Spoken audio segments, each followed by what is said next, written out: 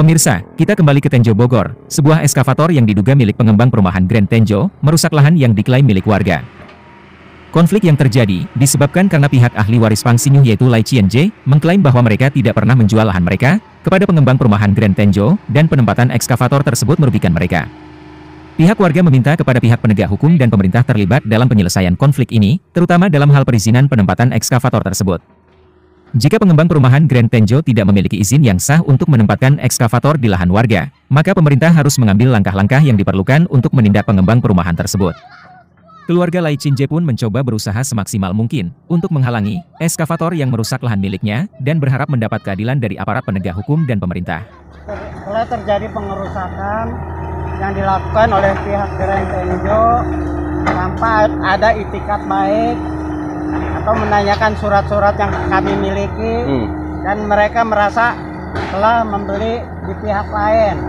Sebenarnya ini sudah atas nama Pang Sinyuh dengan bukti-bukti yang ada, tetapi mereka tidak menerima kenyataan ini.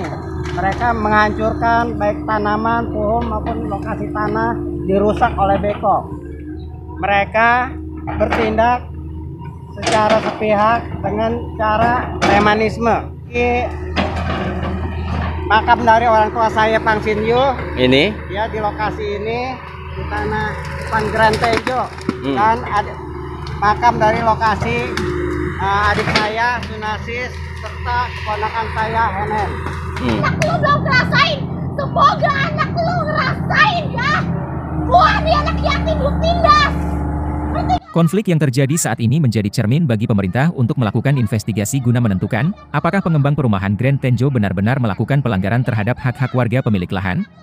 Jika terbukti bahwa pengembang perumahan telah melanggar hak-hak warga, maka pengembang harus bertanggung jawab dan memberikan ganti rugi kepada warga terkena dampak.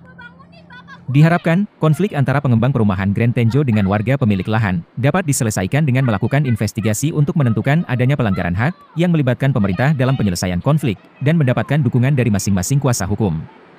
Untuk mencegah terjadinya konflik serupa di masa depan, perlu diperhatikan prinsip-prinsip tata kelola yang baik dalam pengembangan perumahan. Dari Desa Cilaku, Kecamatan Tenjo, Kabupaten Bogor, kontributor AMTV, Beben melaporkan.